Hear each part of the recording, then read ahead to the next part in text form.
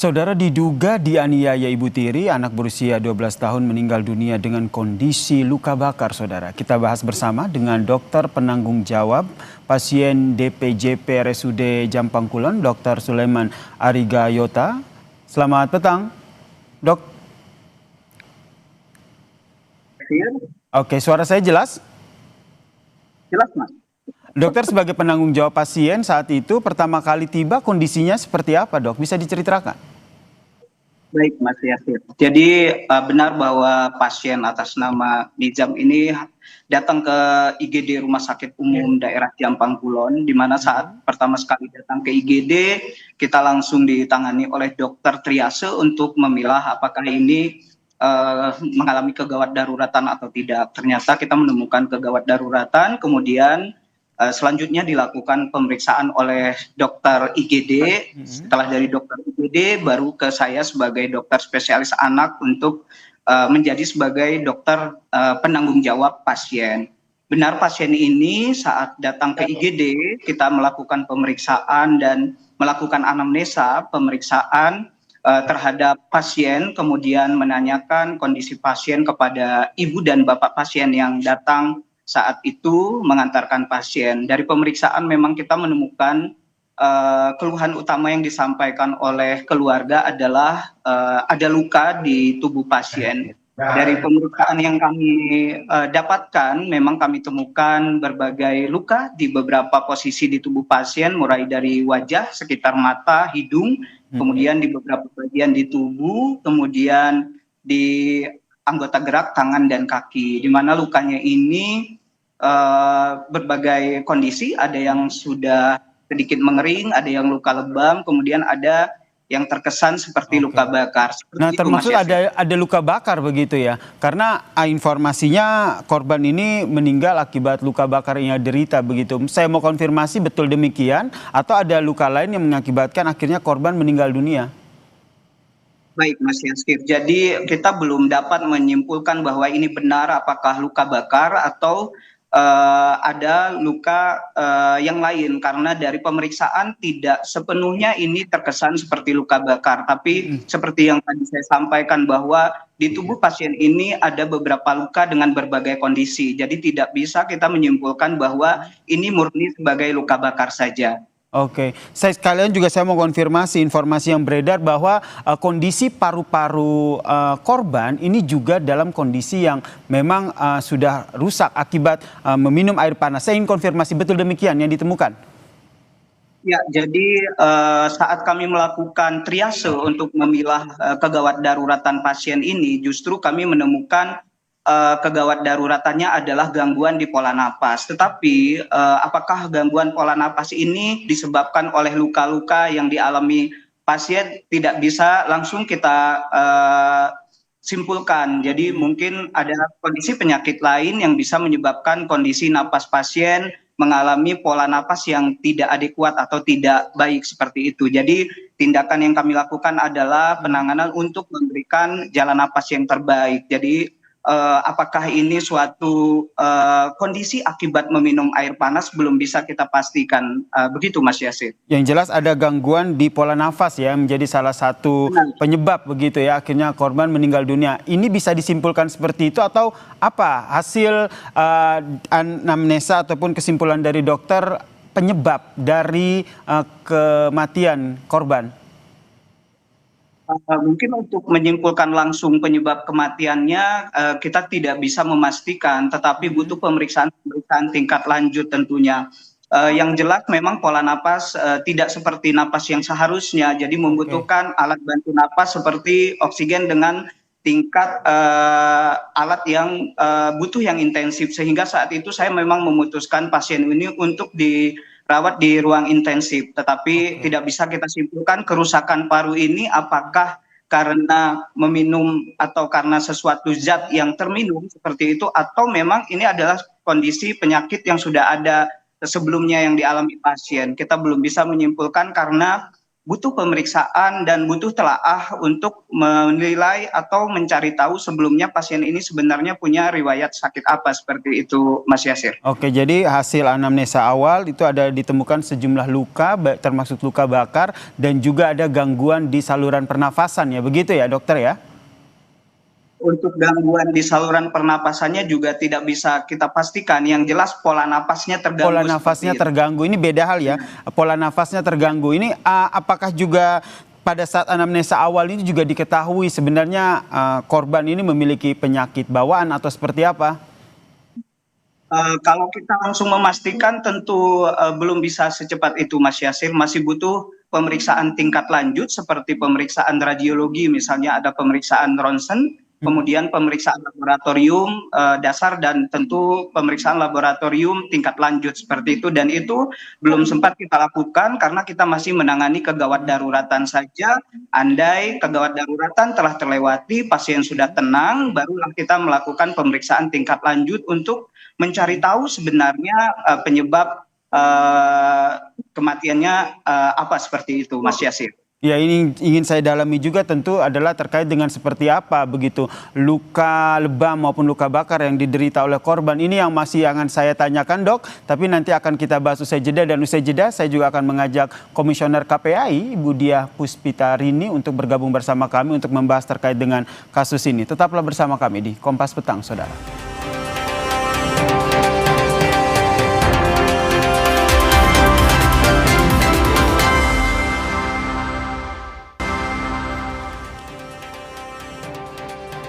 Diduga dianiaya Ibu Tiri, seorang anak berusia 12 tahun meninggal dunia, saudara. Ini yang masih kita bahas bersama dengan dokter penanggung jawaban pasien DPJP RSUD Jampang Kulon, Dr. Sulaiman, dan juga bergabung bersama kami Komisioner Kompolnas, Komisioner KPAI, Ibu Diah Puspitarini. Selamat petang, Bu Diah. Saya ke Dr. Sulaiman dulu, dok. Pada saat korban datang, bisa tergambarkah bagaimana kondisi psikis korban, kemudian ia didamping oleh siapa saja? Jadi saat datang ke IGD, pasien ini atau korban didampingi oleh ibu dan ayah korban. Saat itu kondisi pasien memang terlihat mengalami gangguan napas, jadi untuk psikologis seperti agak terganggu, tetapi kita tidak bisa menyimpulkan ini apakah murni gangguan psikologis atau karena sedang menahan rasa sakit. Jadi terkesan memang sedikit ada permasalahan psikologis, tapi kesimpulan saya tidak bisa menyimpulkan ini murni mengalami gangguan psikologis atau memang karena sedang menahan rasa nyeri sehingga tidak mampu menjawab pertanyaan kita dengan baik. Seperti itu Mas Yasir. Yang mendampingi siapa saja saat itu terpantau? Saat di IGD yang mendampingi ibu dan ayah pasien, Mas Yasir. Ibu yang dimaksud Ibu Tiri, begitu ya? Iya, Ibu Tiri. Oke. Baik, saya ke Bu Diah. Bu Diah, tentu kita masih menunggu hasil penyelidikan dari polisi, otopsi juga hasilnya belum keluar. Tapi kemungkinan seperti apa yang dilakukan oleh Ibu Sambung terhadap seorang anak ini? Karena diduganya memang dia dianiaya oleh Ibu Tiri. Jadi yang pertama kami turut prihatin dan menyampaikan duka yang mendalam atas meninggalnya Ananda N yang tentu saja kita masih mencari tahu ya penyebab kematiannya. Namun yang jelas kalau kami melihat apakah ini ada kaitannya dengan KDRT ya. Dalam KDRT kekerasan dalam rumah tangga itu ada beberapa jenis. Kemudian kalau kami mensinyalir, kami juga berkomunikasi ya, mencoba berkomunikasi dengan pihak kepolisian Polres Sukabumi. Kami mensinyalir ini ada kaitan dengan filisida, Mas, yakni pembunuhan yang dilakukan oleh orang tua kepada anak, walaupun mungkin atas dasar ketidaksengajaan. Tetapi gejala ini atau mungkin statement ini kami ungkapkan karena kami melihat dari riwayat ya, riwayat si anak ini juga mengalami kekerasan berkali-kali oleh orang yang sama. Kemudian yang kedua, ayahnya pernah melaporkan ya. Tahun yang lalu atas dugaan kekerasan, dan sebenarnya kalau kita melihat foto-foto saja itu sudah bukti ya, salah satu bukti bagaimana si anak ini juga mengalami kekerasan yang terjadi di dalam rumah tangga. Namun Jadi melihat mohon dari maaf saya potong Mbak Dia, berarti dari KPAI sendiri sudah dapat informasi betul bahwa korban ini sebelumnya sudah mengalami penganiayaan dari orang yang sama? ya betul, kami mendapatkan informasi demikian, Mas. Oke, kemudian salah satu bukti yang akhirnya menyebut bahwa ibu tirinya atau ibu sambungnya yang menjadi yang diduga melakukan penganiayaan adalah video yang tersebar. Mungkin dokter dan juga Mbak Diah juga sudah melihat ketika ditanyakan siapa yang melakukan pemukulan secara terbata-bata dengan kondisi yang sakit. Begitu ironi begitu kita melihat video tersebut, ia menyebut sang ibunya lah melakukan kekerasan itu. Dari potongan video ini sejauh mana akhirnya polisi bisa menjadikan hal ini sebagai bukti awal? Ya, saya kira itu sudah salah satu alat bukti ya, karena kan pengakuan dari anak yang bersangkutan ya. Terus yang kedua, ini juga harus ditunjukkan dengan otopsi. Makanya tadi perlu saya menekankan kembali ya dokter dan juga kepada pihak yang berwajib, otopsi ini otopsi dalam ya. Memang waktu untuk otopsi dalam agak lama, tetapi ingat, saya khawatir ini nanti juga agak waktunya agak lama ya dok. Jadi kami juga berharap ada apsifor yang diturunkan mas, Asosiasi Psikolog Forensik. Untuk apa? Untuk menggali dan lebih jauh ya, kenapa si anak ini apa yang terjadi, dan ini juga bisa menjadi alat bukti yang kuat selain otopsi. Walaupun otopsi itu sebenarnya sudah alat bukti yang sangat kuat, dan video kemarin ya. Itu dua alat bukti yang bisa kuat. Nah, kami melihat begini Mas, fenomena di Indonesia ini, dan kami mengkaji felisida, pembunuhan yang terjadi pada anak dan dilakukan oleh orang terdekat ini memang paling banyak adalah maternal felisida. Tahun 2024 itu ada 60 kasus ya, felisida. Dengan pelaku ibu itu paling banyak, dan ibu ini juga ada ibu kandung, ada ibu tiri gitu ya. Nah, kemudian di tahun 2025 ada 40-an kasus ya. Ada datanya, kami punya datanya lengkap, by name by address juga. Tetapi menarik di kasus ini Mas Yasir, yang menarik di kasus ini, karena di kasus-kasus felisida itu biasanya anaknya ini usianya balita atau di bawah 6 tahun. Namun berbeda dengan kasus ini ya, anaknya sudah remaja begitu. Sehingga menjadi concern dari KPAI sendiri. Saya ke Dr. Sulaiman. Dr. Sulaiman, pada saat memeriksa atau melakukan anamnesa dengan korban, tentu berbincang begitu, menggali informasi. Saat itu adakah pertanyaan kepada korban, siapa yang melakukan, siapa yang membuat korban sehingga mendapatkan kondisi seperti itu? Ya, terima kasih Mas Yasir. Jadi kita dokter triase saat itu melakukan anamnesa, sempat menanyakan kenapa keluhan ini sempat terjadi. Sempat tersebut dari mulut korban bahwa sempat menyebutkan nama teman dan ibu, hanya sekedar seperti itu. Karena kondisi gawat darurat, jadi kami tidak mendalami anamnesanya, tetapi kami lebih terfokus kepada penanganan kegawat daruratan seperti itu Mas Yasir. Jadi tidak ada pertanyaan spesifik yang kami ajukan, kenapa kondisi luka-luka dialami itu disebabkan oleh apa, seperti itu Mas Yasir. Tapi tadi sempat bertanya ya, dan jawabannya ada secara tidak anak, teman dan juga ibunya begitu ya. Benar. Mbak Dia melihatnya bagaimana ini akhirnya nanti konstruksi hukumnya itu betul-betul jelas begitu, sehingga keadilan untuk almarhum bocah berusia 13 tahun ini ditegakkan? Ya, kalau saya begini, menyampaikan bahwa salah satu tugas KPAI adalah memastikan undang-undang perlindungan anak ya Mas ya. Dan kalau di dalam ini kan jelas sekali, mau dia anak ini meninggal atau tidak, tetap diterapkan tuntutan di pasal 75 junto 80C. Jadi 76C junto 80 ya. Pasal itu jelas bahwa ada penyebab kekerasan. Nah, kalau kemudian nanti ternyata proses hukum ini masih ini ya, ini kan sudah jelas anak sampai meninggal. Maka kami meminta tambahan ya, tuntutan dari pelanggaran Undang-Undang PKDRT, penghapusan kekerasan dalam rumah tangga. Sehingga apalagi kalau pelaku adalah orang terdekat, itu ditambah sepertiga hukuman Mas. Sepertiga jadi lebih tinggi begitu.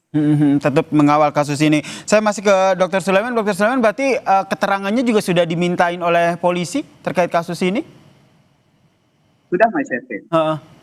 Dan yang ingin saya tanyakan juga, biasanya untuk luka lebam ataupun luka bakar begitu dari pemeriksaan awal tuh bisa tergambarkan tidak ini karena apa begitu? Apakah karena ini kena pukulan benda tumpul atau karena kekerasan? Bisa tergambarkan atau bisa disimpulkan awal tidak, Dok?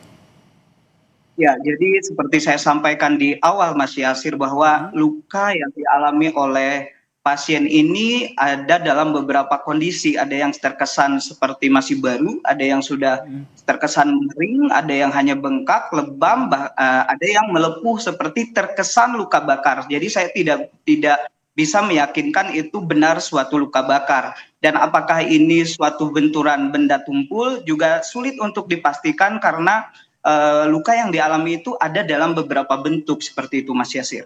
Oke, termaksud tadi luka bakar ini ya? Ini tuh luka bakar. Gimana, Mas? Jadi kita tidak bisa menyimpulkan, kami tidak bisa menyimpulkan itu murni luka bakar seperti itu Mas Yasir. Masih harus butuh pemeriksaan tingkat lanjut untuk memastikan apakah ini benar suatu luka bakar atau karena luka traumatik benda tumpul seperti itu Mas Yasir. Bisa dipresentasikan lukanya seberapa banyak di bagian tubuhnya? Ada lebih dari 12 tempat di beberapa area tubuh, ada yang luka yang sudah terkesan sedikit mengering, berkeropeng begitu di sekitar mata kiri dan kanan, kemudian di hidung, di leher, kemudian di pundak, ada beberapa bagian di tangan dan kaki seperti itu Mas Yasir. Oke, ini bisa jadi mengkonfirmasi apa yang disampaikan oleh Bu Dia tadi bahwa sebenarnya kekerasan yang dialami oleh korban ini sudah beberapa kali oleh orang yang sama. Bisa dikatakan begitu, Bu Dia? Ya, secara tidak langsung begitu. Jadi begini, filisida itu sebenarnya bisa dilihat Mas sebelum kejadian. Apa tanda-tanda? Salah satunya adalah si anak ini sering sekali mengalami kekerasan, ya berulang-ulang oleh orang yang sama. Sekarang pertanyaannya gini dok, maaf saya jadi bertanya sama dokter ya. Gak apa-apa, silakan. Sekarang pertanyaan, apa mungkin anak demikian ini menyakiti dirinya sendiri sejauh itu? Mohon maaf ya, kalau luka leher dan selama ini kami mendampingi beberapa kasus luka leher, kemudian ada di bagian agak dalam, itu apa mungkin juga dia sendiri? Itu kan agak aneh ya, kalau memang pertanyaan. Ya, terima kasih Bu Dia. Pertanyaan yang bagus sekali Bu. Tapi yang namanya mungkin tetap saja mungkin ya Bu ya. Tetapi kalau kita melihat, kalau bercerita mungkin, apa saja pasti mungkin Bu. Tetapi pada kasus ini kalau terkesan misalnya pasien mencederai dirinya sendiri, menurut informasi keluhan itu baru muncul. Jadi sangat tidak mungkin untuk mencederai diri sendiri. Tetapi saya tidak bisa juga menyimpulkan bahwa ini itu akibat dari traumatik, benturan benda atau benda panas yang menyebabkan luka bakar, atau justru mungkin masih ada hubungannya dengan penyakit medis yang sudah dialami pasien yang kebetulan saat ini menjadi koinsiden atau penyakit yang muncul keluhannya secara muncul beberapa hari sebelum dibawa ke rumah sakit seperti itu Bu. Mas Yasir, mohon maaf, boleh saya berstatement Mas? Boleh, silakan. Jadi begini, di beberapa kasus filisida ataupun juga kasus kekerasan pada anak, ini memang barangkali si anak ini sampai meninggal dunia ya. Di Sukabumi juga pernah ada anak ini meninggal dunia. Ya memang ada pendapat dokter yang mengatakan bahwa si anak ini sudah punya penyakit, tetapi bahwa kita tidak boleh menghilangkan ada kejadian kekerasan yang terjadi pada anak ini. Ya, dan salah satunya itu menjadi pemicu kenapa penyakit ini kemudian menjadi parah. Setidaknya itu jadi di beberapa kasus filisida sebelumnya. Nah, kami berharap kepada aparat penegak hukum untuk betul-betul mengungkap dengan transparan, kemudian juga memproses hukum ini dengan cepat sehingga diskursus ataupun kebingungan masyarakat ini tidak berlarut dan kita harus mencari ini segera dicegah. Jangan sampai kejadian ini terulang lagi, gitu kan Mas? Baik, ini harapan kita bersama ya, jangan sampai kejadian ini terulang kembali, dan KPAI juga dan kita bersama ya begitu ya, tetap mengawal kasus ini karena sungguh ironi begitu ya, bocah yang masih berusia 13 tahun ini meninggal dunia diduga dianiaya oleh ibu tirinya. Terima kasih Dr. Sulaiman, terima kasih Bu Diah telah bergabung bersama kami di Kompas Petang. Salam sehat semuanya.